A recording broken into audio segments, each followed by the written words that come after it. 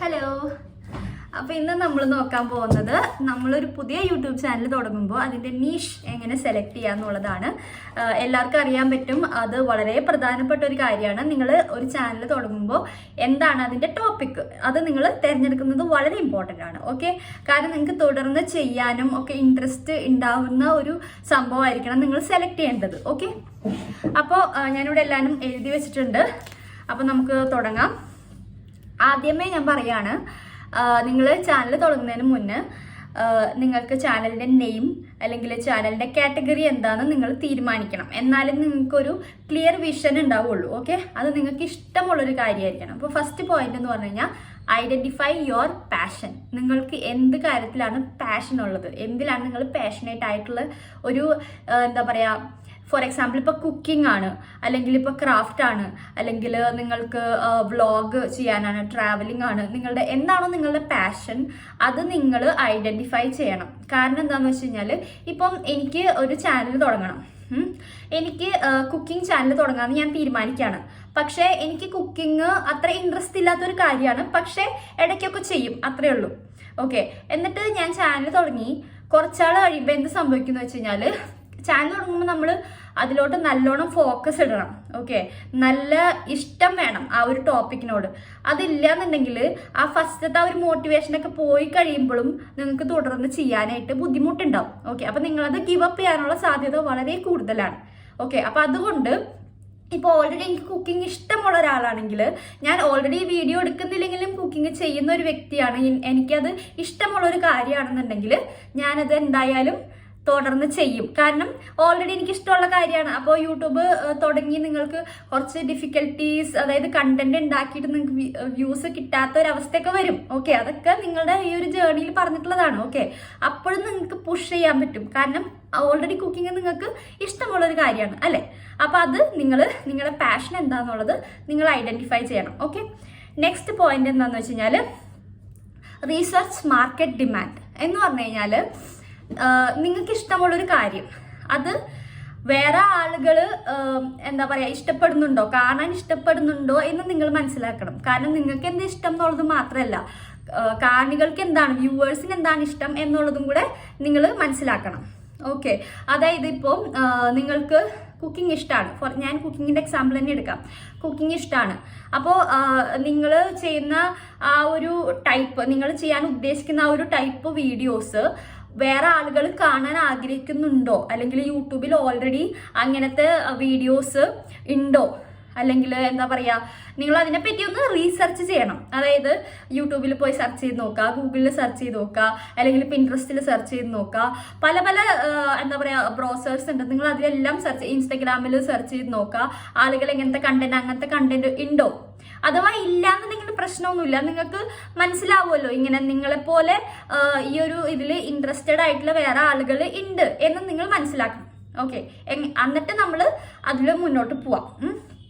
ഇനി third step, analyse competition.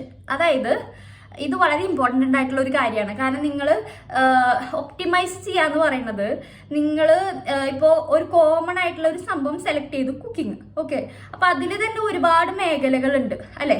അപ്പോൾ അതിൽ നമ്മൾ ഏത് മേഖല തിരഞ്ഞെടുക്കണം എന്നുള്ളത് വളരെ ഇമ്പോർട്ടൻ്റ് ആണ്. കാരണം ഇപ്പോൾ ഒരുപാട് ആളുകൾ സെയിം ടോപ്പിക്ക് ചെയ്യണ്ടെന്ന് വിചാരിക്കും. ഓക്കെ, ഫോർ എക്സാമ്പിൾ ഇപ്പോൾ ഹൗ ടു കുക്ക് സാമ്പാർ എങ്ങനെ ഉണ്ടാക്കണം എന്നുള്ളൊരു വീഡിയോ നിങ്ങൾ ഉണ്ടാക്കാൻ പോവാണെന്ന് വിചാരിക്കും. അപ്പോൾ ആസ് എ ബിഗിനർ നിങ്ങൾ നോക്കേണ്ട കാര്യം, ആ സാമ്പാറിനെ പറ്റി എത്ര വീഡിയോസ് ഓൾറെഡി യൂട്യൂബിലുണ്ട്. ഓക്കെ, അതിൽ എത്ര മില്യൺസ് വ്യൂസ് ആണോ, എത്ര ലാക്ക് വ്യൂസ് ആണോ വന്നിട്ടുള്ളത് നിങ്ങൾ നോക്കണം.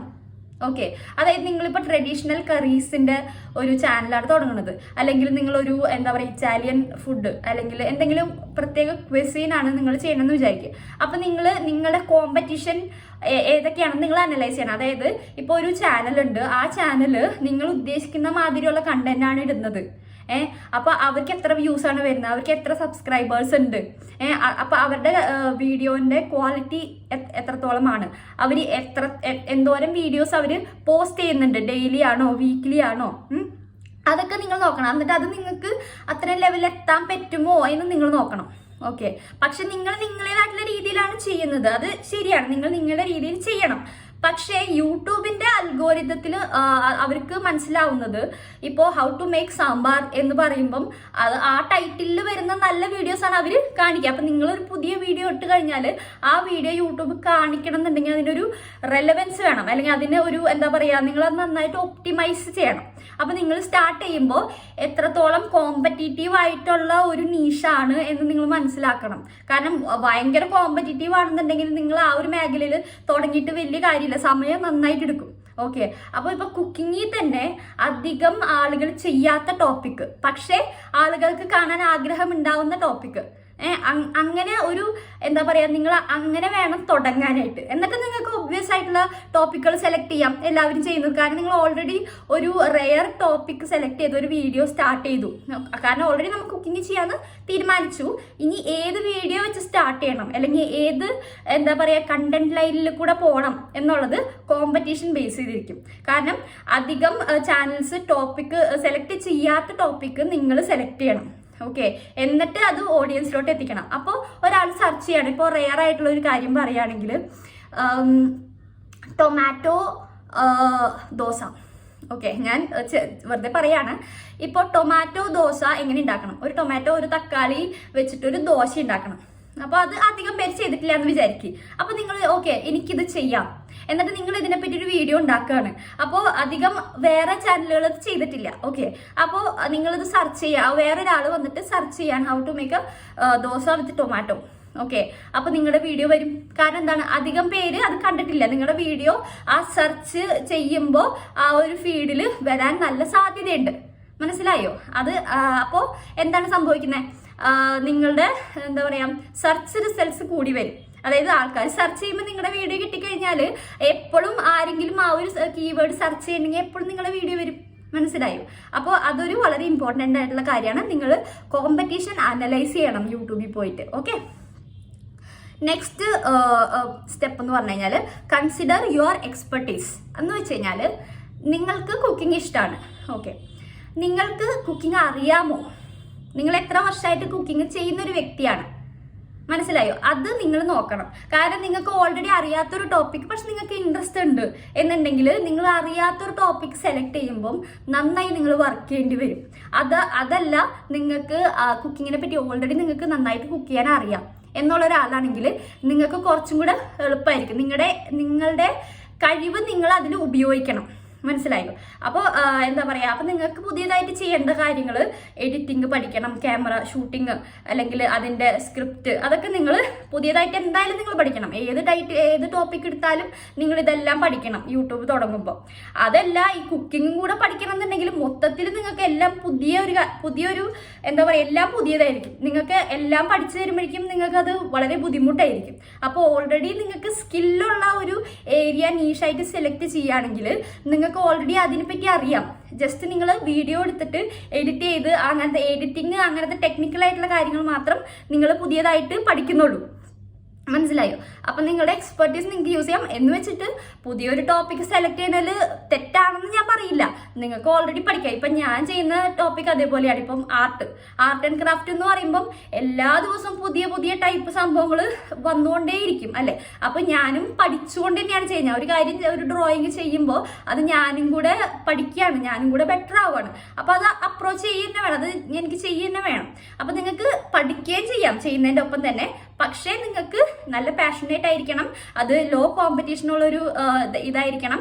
അതേപോലെ തന്നെ നിങ്ങളുടെ സ്കില്ല് കൂട്ടി കൊണ്ടുവരാൻ വേണം. ഓക്കെ, അപ്പം നിങ്ങളുടെ എക്സ്പെർട്ടീസ് നിങ്ങൾ മാക്സിമം യൂസ് ചെയ്യാനായിട്ട് ശ്രമിക്കുക. Okay, next final and last point എന്ന് പറഞ്ഞു കഴിഞ്ഞാൽ ടെസ്റ്റ് ആൻഡ് റിഫൈൻ. ഇത് വളരെ ഇമ്പോർട്ടൻ്റ് ആണ്. കാരണം എന്താണെന്ന് വെച്ച് കഴിഞ്ഞാൽ നമ്മളൊരു സംഭവം ഒരാളിലോട്ട് കൊടുക്കുകയാണ്, അല്ലെങ്കിൽ നമ്മളൊരു പാട്ട് പാടിയിട്ട് ഒരാൾക്ക് കേൾപ്പിച്ചു കൊടുക്കുകയാണ്. ഓക്കെ, നമ്മൾ വിചാരിക്കും അത് വളരെ നന്നായിട്ടുണ്ട് എന്ന് നമ്മൾ ചിലപ്പോൾ വിചാരിക്കുമായിരിക്കും. പക്ഷെ മറ്റാളുടെ ഒരു ഫീഡ്ബാക്ക് നമുക്ക് വളരെ ഇമ്പോർട്ടൻ്റ് ആണ്. കാരണം നമ്മൾ നല്ലതെന്ന് വിചാരിച്ചിട്ട് മാത്രം കാര്യമില്ല. അത് നമ്മളിത് യൂട്യൂബിൽ ഇടുന്നത് മറ്റുള്ളവർക്ക് കാണാൻ വേണ്ടിയിട്ടാണ്, അല്ലാണ്ട് നമുക്ക് മാത്രം കാണാൻ വേണ്ടിയിട്ടല്ല അല്ലേ? അപ്പോൾ അത് അവരുടെ ഫീഡ്ബാക്ക് നമുക്ക് വളരെ ഇമ്പോർട്ടൻ്റ് ആണ് അല്ലേ? അപ്പോൾ അതുകൊണ്ട് നമ്മൾ ഒരു വീഡിയോ ഇട്ടു, എന്നിട്ട് ആ വീഡിയോൻ്റെ പെർഫോമൻസ് നമ്മൾ എന്താ പറയുക അനലൈസ് ചെയ്യണം. ഇപ്പം ഞാനൊരു വീഡിയോ ഇട്ടിട്ട് ഇപ്പം ഈ ചാനലിൽ തന്നെ, ഈ ചാനൽ ഒരു പുതിയ ചാനലാണ്, എനിക്ക് ഇപ്പോൾ വേറൊരു ചാനലിൽ എത്ര സബ്സ്ക്രൈബേഴ്സ് ഉണ്ടായിട്ട് കാര്യമില്ല, ഈ ചാനൽ പുതിയ ചാനലാണ്. അപ്പോൾ ഈ ചാനലിൻ്റെ ഓഡിയൻസ് ഡിഫറെൻ്റ് ആണ് അല്ലേ. അപ്പോൾ അവരെന്താണ് ഇഷ്ടപ്പെടുന്നതെന്ന് ഞാൻ നോക്കണം അല്ലേ. പിന്നെ എനിക്ക് എന്താ ചെയ്യാൻ പറ്റുന്നതെന്നും കൂടെ ഞാൻ നോക്കണം കേട്ടോ. കാരണം മറ്റുള്ളവരെ മാത്രം നോക്കിയിട്ട് നമ്മൾ ചെയ്തിട്ട് കാര്യമില്ല. കാരണം നമ്മൾക്ക് ഇഷ്ടം വേണം. ഓക്കെ, നമ്മൾ വേറെ ആൾക്കാരെ നോക്കിയിട്ട് പെർഫെക്റ്റ് ആവാൻ നോക്കണം എന്നല്ല ഞാൻ പറയുന്നത്. നമ്മൾക്കും എന്താണോ വർക്ക് ആവുന്നത്, മറ്റുള്ളവർക്കും എന്താണ് കാണാൻ ഇഷ്ടമുള്ളത്, അവരുടെ ഫീഡ്ബാക്ക് എന്താണ് നല്ലത്, നല്ല ഫീഡ്ബാക്ക് വരുന്ന കണ്ടന്റ് ഏതാണോ അതാണ് നമ്മൾ ചെയ്യേണ്ടത്. നമ്മളും കംഫർട്ടബിൾ ആയിരിക്കണം. ഓക്കെ, ഇപ്പൊ ഞാൻ 4 ദിവസം മുന്നേ ഒരു വീഡിയോ ഇട്ടു. അതിൽ യൂട്യൂബ് എന്തുകൊണ്ട് നിങ്ങൾ സ്റ്റാർട്ട് ചെയ്യണം 2024 തന്നെ എന്നുള്ളൊരു വീഡിയോ ആണ് ഞാൻ ഇട്ടത്. ഓക്കെ, അപ്പോൾ അതാണ് ഞാൻ ആദ്യമായിട്ടിട്ട ലോങ് വീഡിയോ ഈ ചാനലിൽ. അപ്പോൾ അതിലൂടെ ഞാൻ ഉദ്ദേശിക്കുന്ന കാര്യം എന്താണെന്ന് വെച്ച് കഴിഞ്ഞാൽ, ഇങ്ങനത്തെ കണ്ടന്റ് ആരെങ്കിലും കാണുമോ, അല്ലെങ്കിൽ കാണാൻ താല്പര്യമുണ്ടോ, അല്ലെങ്കിൽ ഇതൊരു പുതിയ ചാനലാണോ, വെറും 45 സബ്സ്ക്രൈബേഴ്സ് മാത്രമേ ഈ ചാനലിൽ ഇപ്പോൾ ഉള്ളൂ. അപ്പോൾ ഈ ഇത്രയും കുറവ് സബ്സ്ക്രൈബേഴ്സ് ഉള്ള ഒരാളുടെ വീഡിയോ യൂട്യൂബ് തുടങ്ങണതിനെ സംബന്ധിച്ചിട്ടുള്ളത് ആരെങ്കിലും കാണുമോ? കാരണം ഇപ്പം എനിക്കൊരു 10 ലക്ഷം സബ്സ്ക്രൈബേഴ്സ് ഉണ്ടായിട്ട് ഞാൻ ഒരു യൂട്യൂബ് എങ്ങനെ തുടങ്ങാമെന്നൊരു വീഡിയോ ഇട്ട് കഴിഞ്ഞാൽ നല്ല വ്യൂസ് കിട്ടും. ഓക്കെ, പക്ഷേ പുതിയൊരാൾ അങ്ങനെ ഒരു വീഡിയോ ഇട്ടാൽ പക്ഷെ അതൊരു എന്താ പറയുക, എൻ്റെ ഒരു ശ്രമമാണ് അല്ലേ. അപ്പോൾ അത് ആൾക്കാർ കാണുമോ ഇല്ലെന്നുള്ളത് എനിക്കറിയില്ല. ഇപ്പം ആ ഒരു വീഡിയോയ്ക്ക് എത്ര വ്യൂസ് വരുന്നു, തമ്പനയിൽ എത്ര നല്ലതാണ്, അല്ലെങ്കിൽ എത്രത്തോളം ആൾക്കാർ ലൈക്ക് ചെയ്യുന്നുണ്ട്, കമൻറ്റ് ചെയ്യുന്നുണ്ട്, അല്ലെങ്കിൽ അവരെന്ത് ഫീഡ്ബാക്കാണ് പറയുന്നത്, അടുത്ത വീഡിയോയിൽ ഇങ്ങനെ ചെയ്തൂടെ, അല്ലെങ്കിൽ ഇങ്ങനെ ചെയ്യുന്നത് ശരിയല്ല എന്നൊരാൾ പറയുമ്പോൾ നമ്മളത് എടുക്കണം എന്ന് വെച്ച് കഴിഞ്ഞാൽ ഒരു നെഗറ്റീവ് കമൻറ്റ് വന്നു കഴിഞ്ഞാൽ നമ്മളത് വിഷമിക്കല്ല വേണ്ടത്. ഓക്കെ, അത് നമ്മൾ അതിൽ നിന്ന് പഠിക്കുകയാണ് വേണ്ടത്. അവരുടെ ഫീഡ്ബാക്ക് എന്താണ്, നമ്മളൊരു കാര്യം ടെസ്റ്റ് ചെയ്യുന്നു, എന്നിട്ട് അതിന് ശേഷം നമ്മുടെ കണ്ടന്റ് നമ്മൾ റിഫൈൻ ചെയ്യുന്നു. അതായത് ഞാനിപ്പോൾ ഒരു വീഡിയോ ചെയ്തു, ഞാൻ ഒരു എന്താ പറയുക ഒരു അൺബോക്സിങ് വീഡിയോ, ഇപ്പോൾ ഈ ഒരു ഡയറി ഞാൻ അൺബോക്സ് ചെയ്യാണ്. ഓക്കെ, അൺബോക്സിങ് വീഡിയോ ഞാൻ വളരെ ലോങ് ആയിട്ടിട്ടു. അതായത് എന്താ പറയുക, ആൾക്കാർക്ക് കണ്ടിരിക്കാനുള്ള ക്ഷമയില്ല. ഞാൻ അത് പൊട്ടിക്കുന്നത് എല്ലാം വളരെ സ്ലോ മോഷനിലിട്ടു. ഓക്കെ, അപ്പോൾ ആളുകൾ അധികം കാണില്ല. അപ്പോൾ അതിൽ നിന്ന് എന്താ എനിക്ക് മനസ്സിലാക്കേണ്ടത്? അപ്പോൾ അതിൽ നിന്ന് ഞാൻ അനലിറ്റിക്സ് നോക്കും. അപ്പോൾ ആവറേജ് വ്യൂ ഡ്യൂറേഷൻ എന്ന് പറഞ്ഞൊരു സംഭവമുണ്ട്. അപ്പോൾ അതിലിപ്പോൾ ഒരു 5 മിനിറ്റാണ് ഈ അൺബോക്സിങ് വീഡിയോ ഞാൻ ഇട്ടതെന്നുണ്ടെങ്കിൽ, ആ ആൾക്കാരുടെ എന്താ പറയുക ആവറേജ് വ്യൂ ഡ്യൂറേഷൻ നോക്കുകയാണെങ്കിൽ ഒരു 30 സെക്കൻഡോ അല്ലെങ്കിൽ 20 സെക്കൻഡോ ആയിരിക്കും. എന്ന് വെച്ചാൽ 3 മിനിറ്റിൻ്റെ ഒരു വീഡിയോ ഒരാൾ 20 സെക്കൻഡ് കഴിഞ്ഞപ്പോഴേക്കും അത് ബാക്ക് ചെയ്ത് പോയി, അത് കാണാതെ അത് നിർത്തിപ്പോയി. അതിൻ്റെ അർത്ഥം എന്താ? അത് വീഡിയോ ഭയങ്കര ലോങ് ആണ്, ലാഗിങ് ആണ്, സ്ലോ ആണ്. അപ്പോൾ ഞാൻ അതിന് എന്താ മനസ്സിലാക്കേണ്ടത്? ഞാൻ വീഡിയോ കുറച്ചും കൂടെ ഓർഗനൈസ്ഡ് ആക്കണം, ചടപടേ എന്നെല്ലാം ചെയ്യണം എന്നുള്ളത് ഞാൻ അതിൽ നിന്ന് മനസ്സിലാക്കണം വേണ്ടത് അല്ലേ. അപ്പോൾ എൻ്റെ അടുത്ത വീഡിയോയിൽ ഞാൻ കുറച്ചും കൂടെ എന്താ പറയുക എഡിറ്റിംഗ് ഒക്കെ ചെയ്ത് ആവശ്യമുള്ള ഭാഗങ്ങൾ മാത്രം ഇട്ട് കുറച്ചും കൂടെ വീഡിയോ അപ്പീലിംഗ് ആക്കിയിട്ട് ഞാൻ പോസ്റ്റ് ചെയ്യും. അതാണ് ടെസ്റ്റ് ആൻഡ് റിഫൈൻ എന്ന് പറയുന്നത്. അതേപോലെ നമ്മൾ കുറച്ച് നമ്മുടെ ഫ്രണ്ട്സിനോ ജെന്യുവിനായിട്ട് നമ്മളെ ഹെൽപ്പ് ചെയ്യാൻ ആഗ്രഹമുള്ള ആൾക്കാർക്ക് നമ്മുടെ വീഡിയോ ഷെയർ ചെയ്ത് കൊടുത്തിട്ട് ഇതെങ്ങനെയുണ്ട് അല്ലെങ്കിൽ അവരുടെ ഒരു അഭിപ്രായം നമ്മൾ മനസ്സിലാക്കണം. ഓക്കെ, പക്ഷെ ഒരു അഭിപ്രായത്തിന് നമ്മൾ അടിവര വെക്കരുത്. കാരണം എന്താണെന്ന് വെച്ച് കഴിഞ്ഞാൽ ആളുകൾക്കും തെറ്റുപറ്റാം. ഓക്കെ, പിന്നെ നിങ്ങളുടെ ഗോൾസ് ചിലപ്പോൾ ഈ ഒരു ഇതിൽ ചെയ്യാൻ വേണ്ടിയായിരിക്കും. അപ്പോൾ വേറെ ആൾ വന്നിട്ട് പറയാണ് ഇങ്ങനെ ചെയ്യണ്ട എന്ന് പറയുമ്പോൾ നിങ്ങൾ ചിലപ്പോൾ തകർന്നു പോകും അല്ലേ. പക്ഷെ അത് മുഴുവനായിട്ട് നമ്മൾ എടുക്കരുത്. അത് മനസ്സിലാക്കിയിട്ട് അതിൽ നമുക്ക് ഇമ്പ്രൂവ് ചെയ്യാനുള്ള കാര്യങ്ങൾ നമ്മൾ ഇമ്പ്രൂവ് ചെയ്യണം. എന്നിട്ട് നമ്മുടെ ഇഷ്ടത്തിനാണ് ചെയ്യേണ്ടത്. പക്ഷേ മറ്റുള്ളവരുടെ ഫീഡ്ബാക്ക് നമ്മളത് ഒരു ഇൻഫർമേഷനായിട്ട് യൂസ് ചെയ്യണം. അല്ലാണ്ട് അത് അടിവരയിട്ട് അത് തന്നെ ചെയ്യണം, ഞാൻ മാറ്റും എന്ന് അങ്ങനെ ചെയ്യേണ്ട കാര്യമില്ല. ഓക്കെ, അപ്പോൾ ഇത്രയും കാര്യങ്ങളാണ് നമ്മളൊരു നീഷ് സെലക്ട് ചെയ്യാൻ വേണ്ടിയിട്ട് ശ്രദ്ധിക്കേണ്ടത്. ഇതിപ്പോൾ ഒരു ഇച്ചിരി വീഡിയോ കുറച്ച് ലോങ് ആയിപ്പോയി, പക്ഷേ ഇത് എല്ലാവർക്കും വളരെ യൂസ്ഫുൾ ആയിരിക്കും. കാരണം എൻ്റെ ഒരു 5 വർഷം ഞാൻ യൂട്യൂബ് ചെയ്ത ആ ഒരു എക്സ്പീരിയൻസിൽ നിന്നാണ് ഞാൻ നിങ്ങൾക്ക് പറഞ്ഞു തരുന്നത്. അപ്പോൾ എല്ലാവരും ഒന്ന് ട്രൈ ചെയ്ത് നോക്കുക എങ്ങനെയാണ്. പിന്നെ നിങ്ങൾക്ക് എന്തെങ്കിലും ചാനൽ സ്റ്റാർട്ട് ചെയ്യുമ്പോൾ എന്തെങ്കിലും ഹെൽപ്പ് എൻ്റെ ഭാഗത്തു നിന്ന് വേണമെന്നുണ്ടെങ്കിൽ നിങ്ങൾക്ക് എൻ്റെ കോൺടാക്ട് ഡീറ്റെയിൽസ് എൻ്റെ മെയിൽ ഞാൻ ചാനലിൻ്റെ എബൌട്ട് സെക്ഷനിൽ കൊടുക്കാം. അല്ലാന്നുണ്ടെങ്കിൽ ഇൻസ്റ്റഗ്രാമിലായാലും കോൺടാക്ട് ചെയ്യാം, ഞാൻ ഹെൽപ്പ് ചെയ്യുന്നതായിരിക്കും. അപ്പോൾ അടുത്ത വീഡിയോയിൽ കാണാം. ഫീഡ്ബാക്സ് ഒക്കെ അറിയിക്കുക, വീഡിയോ ലൈക്ക് ചെയ്യുക, ഷെയർ ചെയ്യുക, സബ്സ്ക്രൈബ് ചെയ്യുക. അപ്പോൾ അടുത്ത വീഡിയോയിൽ കാണാം. ബൈ.